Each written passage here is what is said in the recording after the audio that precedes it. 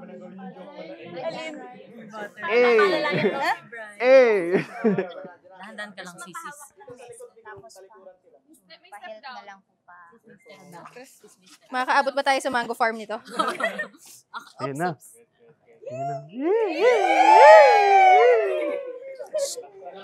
Hey, hey, hey, hey, hey, hey, hey, hey, hey. Si Kevin ba to? Aray ko! Hey! Naulog pa ako sa'yo. Missed you. I miss you. Hi, love. Hello. Ano? Ito.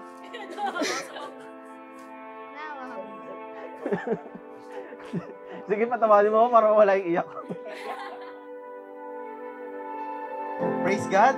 Hindi umulan and God has really answered the many prayers of Kevin and Clarence. And since Kevin and Clarence have committed their lives to the Lord Jesus Christ, this wedding ceremony and this marriage will be based on the eternal Word of God.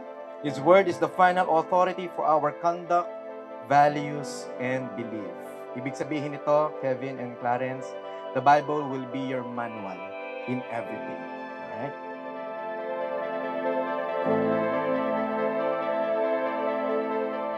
Sa araw na ito, panininigan ko sa iyo, sa presensya ng ating Panginoon, sa harap ng ating mga saksi, ikaw ay aking mamahalin ng walang kondisyon.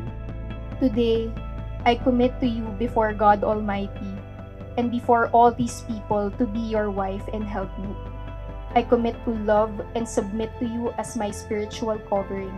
And we continue to ask for your grace to be upon them. Continue to grow them in their faith and love for you, God. And together, Lord, they will see, Lord, that they will grow even deeper and stronger in their faith, God. I prayed for a man who loves kids, and he gave me a man na nagtuturo sa kids church.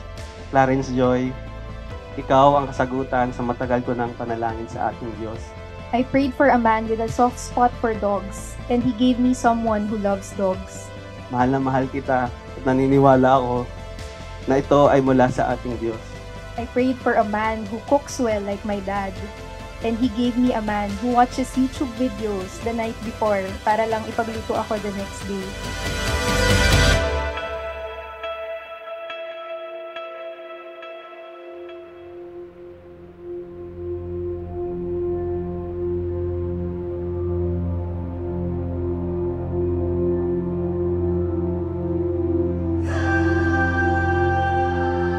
Saktong 2 taon na ang nakalipas, pangarap ko lamang na mangyari ang araw na ito. Habang ako'y nakatanaw sa paulit-ulit na agos ng dagat, ako'y nangako sa aking sarili na iingatan ko, alagaan ko, at pakakasalan ko ang babaeng ipagkakaloob sa akin ng Diyos. Kevin, love, I am fully convinced that it is God's will for me to marry you.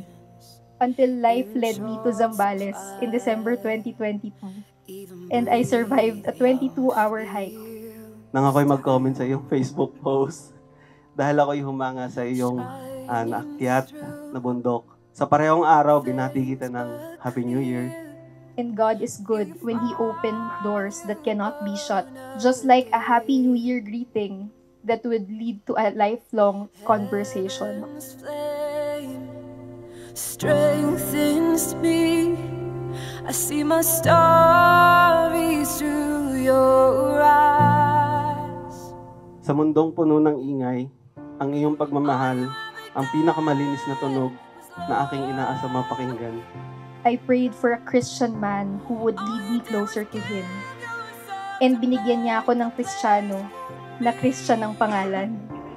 All you ever wanted was my heart. What you're entering into is not just a relationship exclusive for the two of you, it's a covenant relationship. Ibig sabihin nito, a covenant is a commitment which God initiates. A covenant is a sacred agreement. It is set apart.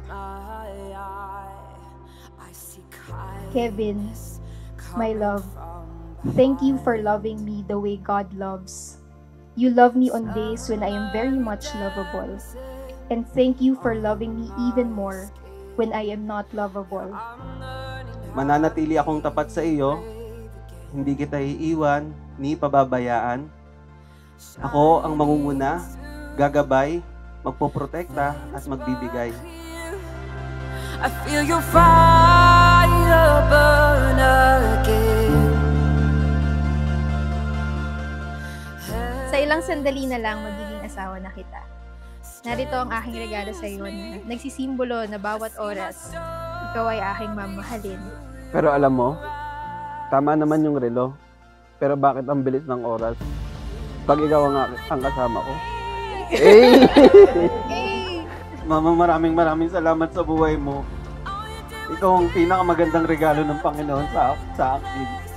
Kayo ni Papa. Maraming salamat sa pagdidisiplina mo sa akin. Kung hindi dahil sa iyo, Papa, hindi ako magiging maayos at matinong lalaki, Papa. At balang araw, Mama, may papakalala ko na ang unang magiging apo mo. Alam ko matagal mo nang pinapanalangin yon. Napakagaling ni Daddy na magluto. Lagi rin siyang masayahin. Lagi siyang gusto rin ng bata. Kaya siguro yung prayers ko for a husband is very similar to who my father is. Kasi ganun ko nakita yung love niya sa akin, sa aming pamilya. Mommy, sobrang daming buhay ang natulungan mo and na-touch mo yung lives. And I couldn't be so, walang enough words for me to think how much goodness ni Lord na matatawag ka naming ina. Kung silang lahat ninang ka, kami lang ang proud na makakatawag sa'yo na mommy. Igagalang kita bilang kapwa tagapagmana ng biyaya ng Diyos. Now I pray to God that He will continue to give me the grace to love you every day. Ang magbigay ng mapagmahal na pamumuno at espiritual na pangangalaga para sa iyo at para sa ating mga anak. The courage to choose to love you, the good, the bad, all versions of you, to know you, and to be known by you. All you ever did was love. All you did was give yourself to make a place for me. All you ever wanted was my heart. My heart, my heart. Sa bawat sandaling ikay aking kasama, ito ay isang himala, biyaya na nagpapatunay sa akin na ang pag-ibig ng Diyos ang pinakamagandang regalo sa akin. Clarence Joy, mahal kita. I commit to supporting you and respecting you as the head of our household. I commit to co-labor with you in the building of the church and the advancement of God's kingdom until Jesus' return in all His glory. Kevin, mahal na mahal kita.